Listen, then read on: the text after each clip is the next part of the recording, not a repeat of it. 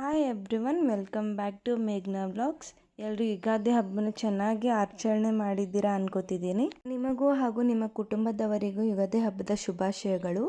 ನಿಮ್ಮೆಲ್ಲರ ಕನಸುಗಳು ನನಸಾಗಿಸಲಿ, ಕಹಿ ಕ್ಷಣಗಳೆಲ್ಲ ಕಳೆದು ಸಿಹಿ ನೆನಪಿನೊಂದಿಗೆ ಜೀವನ ಸಾಗಲಿ, ನಿಮ್ಮ ಜೀವನದಲ್ಲಿ ಸಂತೋಷ, ಸಮೃದ್ಧಿ ಮತ್ತು ಯಶಸ್ಸನ್ನು ತರಲಿ ಅಂತ ಆಶಿಸ್ತಾ ಮತ್ತೊಮ್ಮೆ ಎಲ್ರಿಗೂ ಯುಗಾದಿ ಹಬ್ಬದ ಹಾರ್ದಿಕ ಶುಭಾಶಯಗಳು. ನಮ್ಮನೇಲಿ ಯಾವ ರೀತಿ ಆಚರಿಸ್ತೀವಿ ಅಂತ ಹೇಳಿ ತೋರಿಸ್ತೀನಿ ನೋಡಿ. ನಾನು ಬೆಳಗ್ಗೆಯಿಂದನೇ ಬ್ಲಾಗ್ ಮಾಡ್ತಾಯಿದ್ದೀನಿ. ಟೈಮ್ ಬಂದು 8:30. ನಾವು ಮಮ್ಮಿ ಆಲ್ರೆಡಿ ಪ್ರಿಪೇರ್ ಮಾಡ್ತಿದ್ದಾರೆ. ಇವಾಗ ಬೆಳಗ್ಗೆನೇ ಎದ್ದು ಪೂಜೆ ರೂಮೆಲ್ಲ ಕ್ಲೀನ್ ಮಾಡಿ, ಮನೆಯೆಲ್ಲ ಕ್ಲೀನ್ ಮಾಡಿ ಪೂಜೆ ಕೂಡ ಮಾಡಿದ್ರು. ನೈವೇದ್ಯ ಕೂಡ ಎಲ್ಲ ಪೂಜೆಗೆ ಇಟ್ಟಾಗಿತ್ತು.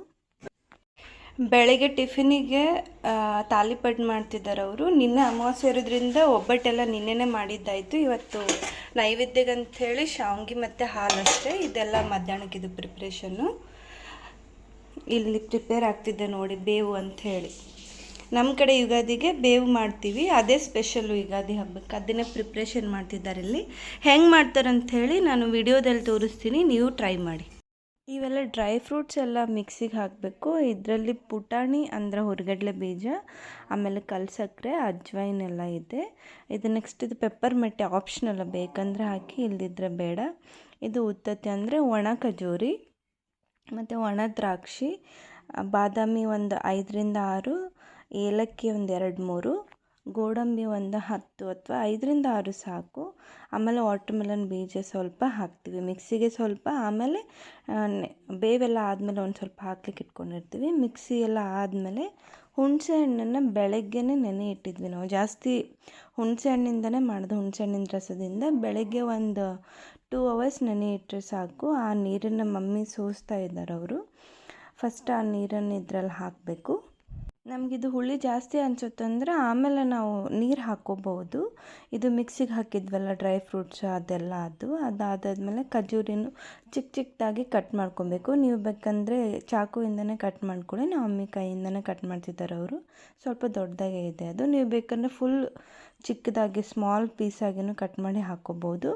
ಫ್ರೂಟ್ಸ್ ನೀವು ಯಾವಾದರೂ ಹಾಕ್ಕೋಬೋದು. ಆ್ಯಪಲ್ ಇರಲಿ ಅಥವಾ ವಾಟರ್ ಮೆಲನ್ನು ಯಾವುದಾದ್ರೂ ಹಾಕ್ಕೋಬೋದು. ನಾವು ಒಂದು 3 ಥರ ಹಾಕಿದ್ವಿ ಅಷ್ಟೇ. ದ್ರಾಕ್ಷಿ, ಆಮೇಲೆ ಇದೇನು ಚಿಕ್ಕು ಹಣ್ಣೆಲ್ಲ ಸಣ್ಣದಾಗಿ ಕಟ್ ಮಾಡಿ ಹಾಕಿದ್ವಿ. ನೀವು ಸೈಜ್ ನೋಡಿಕೊಂಡು ಕಟ್ ಮಾಡಿ. ಅಂದರೆ ಚೆನ್ನಾಗಿರುತ್ತೆ, ಕುಡಿಬೇಕಾದ್ರೆ ಬಾಯಿ ಒಳಗೆ ಸಿಗುತ್ತದು. ಸಿಕ್ಕರೆ ತಿನ್ನಬೇಕಾದ್ರೆ ಚೆನ್ನಾಗಿರುತ್ತದು ಟೇಸ್ಟ್. ಹಾಗಾಗಿ ಇವಾಗ ಸೀಸನಲ್ ಫ್ರೂಟ್ ಇರುತ್ತಲ್ಲ ಅದು. ಇವಾಗ ಮಾವಿನಕಾಯಿನೂ ಹಾಕಿದ್ದೀವಿ ನಾವು. ಕಲ್ಲಂಗಡಿ ಹಾಕಿದರೆ ಇನ್ನೂ ಟೇಸ್ಟ್ ಚೆನ್ನಾಗಿರುತ್ತೆ ನೋಡಿ. ಕಲ್ಲಂಗಡಿ ಚಿಕ್ಕದಾಗಿ ಪೀಸ್ ಮಾಡಿ, ಅದಾದಮೇಲೆ ಸ್ವಲ್ಪ ಗಸಗಸೆ ಹಾಕಿ ಎಲ್ಲ ಮಿಕ್ಸ್ ಮಾಡಿದರೆ, ಆಮೇಲೆ ಕೊಬ್ಬರಿ ತುರಿ, ಆಮೇಲೆ ಮಾವಿನಕಾಯಿ ತುರಿ ಮಾಡ್ಕೊಂಡಿದ್ರು. ಅದೆಲ್ಲ ಆದಮೇಲೆ ಸ್ವಲ್ಪ ಮಾವಿನಕಾಯಿ ಕಟ್ ಕೂಡ ಮಾಡಿದ್ವಿ ಚಿಕ್ಕದಾಗಿ.